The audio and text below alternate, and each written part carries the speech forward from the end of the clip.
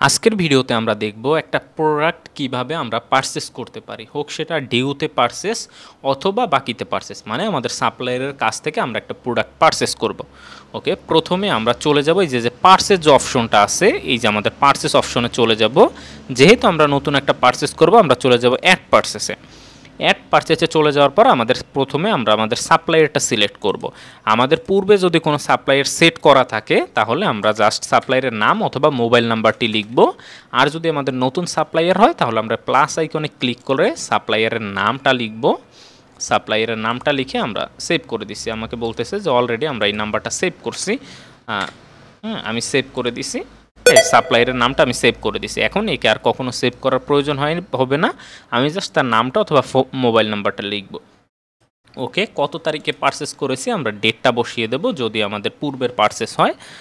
এরপরে আমরা জাস্ট প্রোডাক্টের নামটা লিখব, যেগুলো অলরেডি আমরা সফটওয়্যারে যে প্রোডাক্টগুলো আমরা এন্ট্রি করছি। হ্যাঁ, ACE। হ্যাঁ, এই যে আমরা নাম লিখছি, চলে আসছে। সেমভাবে যদি আমরা আরেকটা লিখি সেটাও চলে আসবে। যে আমরা আরেকটা লিখছি, চলে আসছে। এখন আমরা এই প্রোডাক্টটা কত পিস নিয়েছে আমরা পিসটা বসাবো। আমরা সাপোজ এইটা 10 পিস নিছি, হ্যাঁ, এইটা 20 পিস নিছি, বা হচ্ছে 15 পিস নিছি, 2 পিস নিছি, আমরা সেমভাবে বসাই দেবো। আমাদের যদি দামটা বাড়ে তাইলে আমরা এইখানে হচ্ছে দামটাও বাড়িয়ে দিতে পারবো। যে আমাদের আগে 4500 টাকা করে কেনা ছিল, এবার 6000 টাকা, আমি 6000 টাকা সিলেক্ট করে দিতে পারবো। হ্যাঁ, এবং বিক্রি দামটাও আপনি একই সাথে এখান থেকে বাড়িয়ে দিতে পারবেন।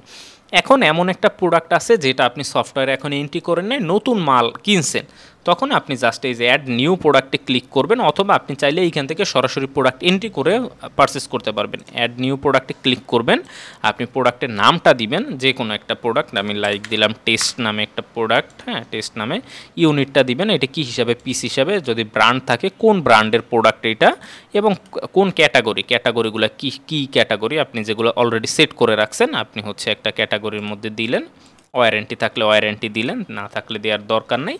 এবং নিচের দিকে আসবেন, একদম নিচে চলে এসে আপনি এইখানে দেবেন যে এই যে EXE ট্যাক্স, মানে হচ্ছে আপনার হচ্ছে কত টাকা কেনা। এখানে দেখেন এই যে ডিফল্ট পারচেস প্রাইস দেওয়া আছে, কত টাকা কেনা। আমার 100 টাকা কেনা, আমার বিক্রি হচ্ছে 200 টাকা। 200 টাকা করে আমি সেভ করে দিলাম। সেভ করার সাথে সাথে দেখেন এইখানে এই যে চলে আসছে টেস্ট নামে, 100 টাকা কেনা, 200 টাকা হচ্ছে আমার MRP বিক্রি। আমি যদি হচ্ছে এইটা কত পিস কিনবো, আমি 5 পিস কিনবো দিয়ে। এখন টোটাল কত টাকা হয়েছে দেখেন, টোটাল হয়েছে আমার হচ্ছে 50,000 টাকা।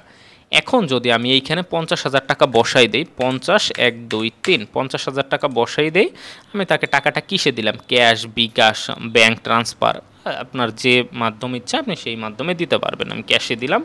এখন সেভ করে দিলে এইখানে দেখেন পেমেন্ট ডিউ 0 টাকা, মানে হচ্ছে এটা ফুললি আপনি পেইডে কিনে ফেললেন। আপনি যদি চান যে না আমি বাকিতে কিনবো, তাহলে আপনি জাস্ট এখানে 0 বসিয়ে সেভ করে দিবেন। যে আপনি যদি চান যে না আমি সাপ্লায়ারকে এখন 10,000 টাকা দিছি, বাদ বাকি টাকা বাকি থাকবে, তখন আপনি জাস্ট এখানে 10,000 টাকা বসিয়ে দেবেন। মানে মোট কথা হচ্ছে আপনি সাপ্লায়ারকে যত টাকা দিবেন আপনি ঠিক সেই টাকাটা এখানে বসাবেন। হ্যাঁ, এবং এইখানে দেখবেন জাস্ট আমি সেভ করে দিলাম।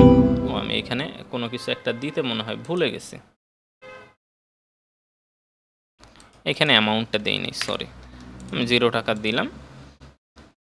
এই দেখেন আমি এটা পারচেস করে ফেলছি অলরেডি, হচ্ছে এই যে পারচেস 50,000 টাকা। এখন আপনি সাপ্লায়ারকে যখন টাকাটা দিবেন, অ্যাকশনে ক্লিক করে জাস্ট অ্যাড পেমেন্ট করে আপনি 50,000 টাকা দিয়ে দিতে পারেন, অথবা চাইলে আপনি এখন 10,000 দিয়ে দিতে পারেন। হ্যাঁ, 10,000 দিয়ে দিলেন, বাদ বাকি দেখেন এই যে 40,000 টাকা ডিউ রইল সাপ্লায়ারের কাছে। এবং প্রোডাক্টে যদি লিস্ট প্রোডাক্টে যান, দেখেন এই যে টেস্ট নামে একটা প্রোডাক্ট আপনার হচ্ছে 5 পিস ঢুকে গেছে, এবং বাদ বাকি প্রোডাক্টও আপনার ঢুকে গেছে। এইভাবে আপনি সফটওয়্যারে খুব ইজিলি পারচেস করতে পারবেন।